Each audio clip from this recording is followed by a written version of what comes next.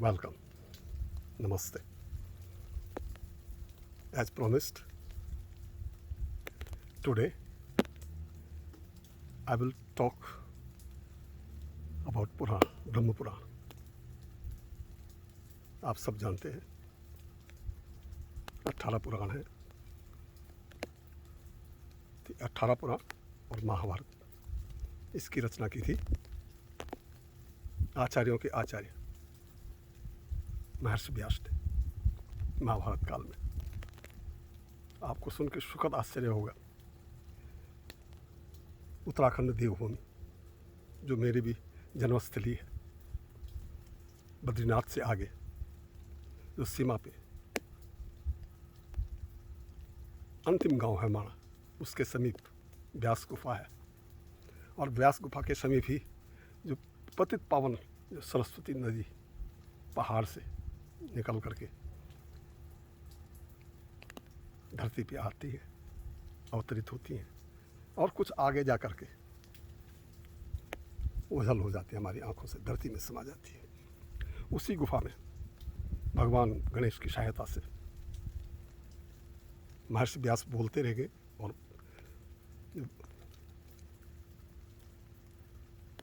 गणेश को लिखते गए। तो रचना क्रम में ये पहला पुराण है। भाषा संस्कृत, पद्य में है, संस्कृत के श्लोक में है। अबाउट 14,000 श्लोक हैं, 246 अध्याय हैं, चैप्टर जिनको कहते हैं। और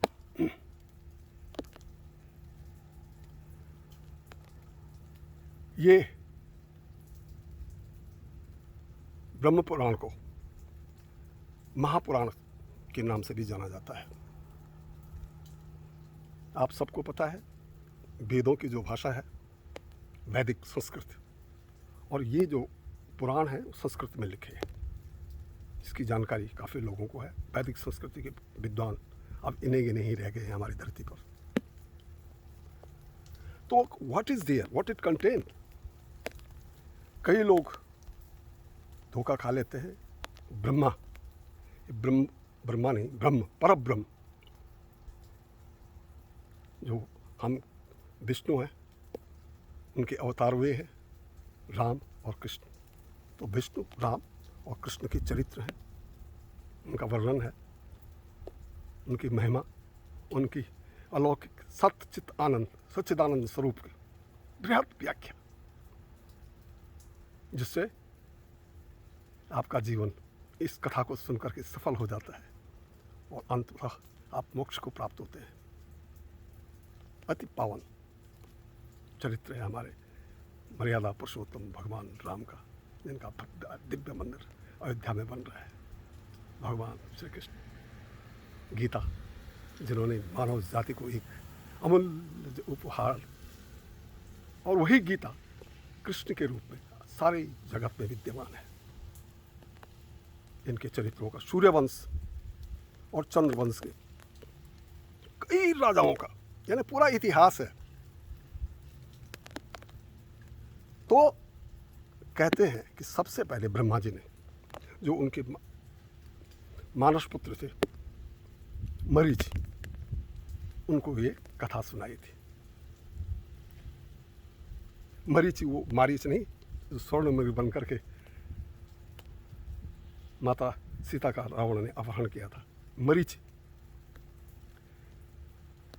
और सबसे बड़ी बात, ये सृष्टि, आकाश, पाताल, स्वर्ग, अनेक अनेक लोग, पंचभौ, क्षितिजल पावक गगन समीरा, इनकी उत्पत्ति कैसे हुई, प्राणियों की उत्पत्ति कैसे हुई, धन धान्य से ये पृथ्वी कैसे संपन्न हुई, सारी चर्चा इस ब्रह्म जो है पुराण में की गई है।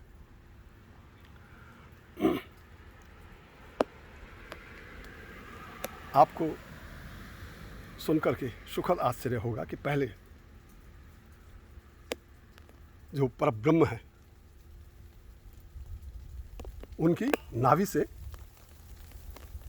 जो कमलासन भगवान ब्रह्मा की उसको सृष्टि रचता, और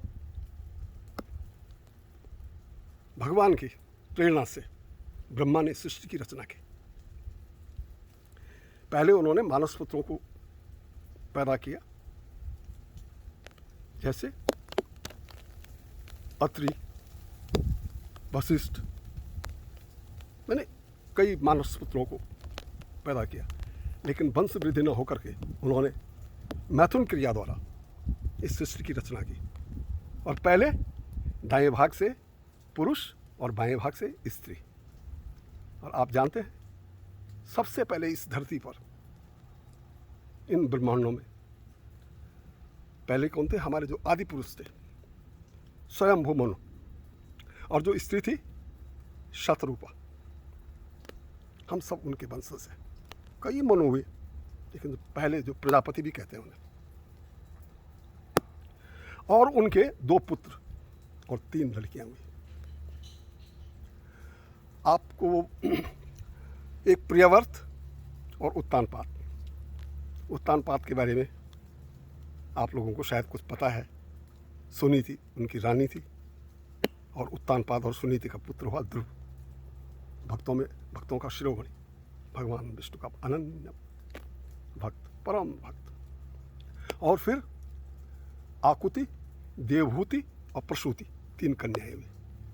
हम सारे चंद्रवंश, सूर्यवंश, सारा, we are the DNA of that Manu and Shatarupa.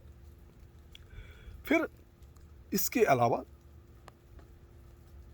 इन्होंने सूर्य की उपासना, पार्वती के जन्म का विवरण, उनकी तपस्या से प्रसन्न होकर भगवान शिव के साथ उनके जो है विवाह, ये सारा वर्णन भी इसमें मिलता है।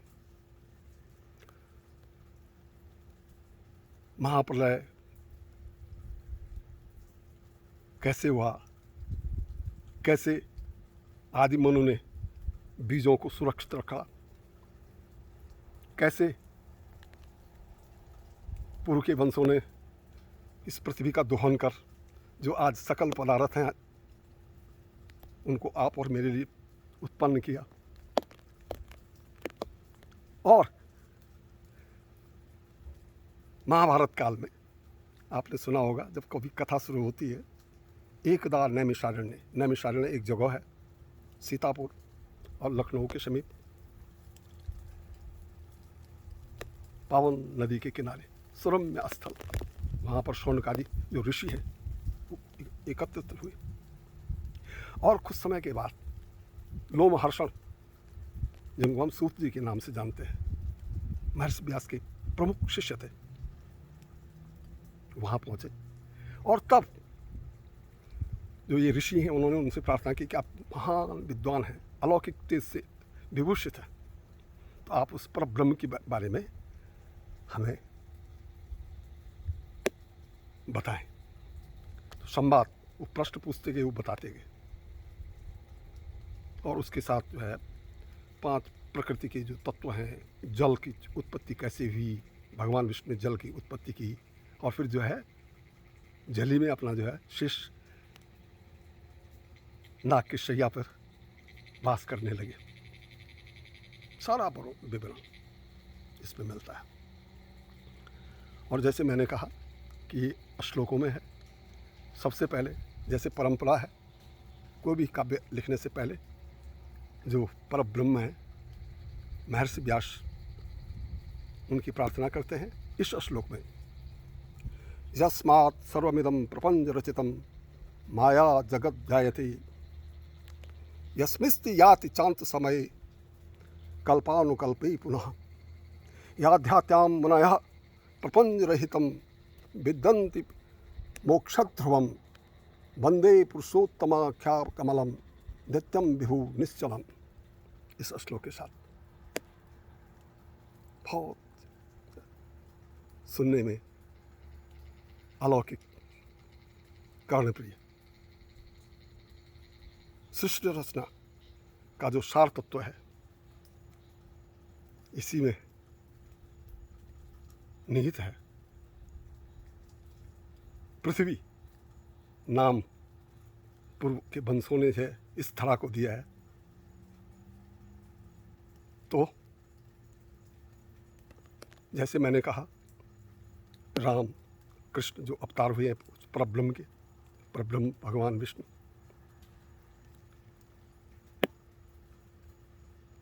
और उन्हीं में ये जो त्रिदेव हम कहते हैं ब्रह्मा विष्णु महेश, 3 in 1। और जैसे मैंने ओम जो चैंटिंग है, जो चराचर की जो ध्वनि है,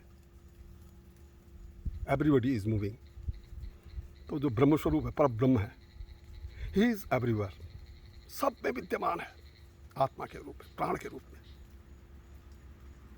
आप में, मुझ में, पेड़ में, पौधों में, जानवरों में, आकाश में, पाताल में। हाँ, इसमें पृथ्वी, स्वर्ग, आकाश, जो अनेक लोक हैं, कलयुग, पितृतर्पण, श्राद्ध, सांख्य योग,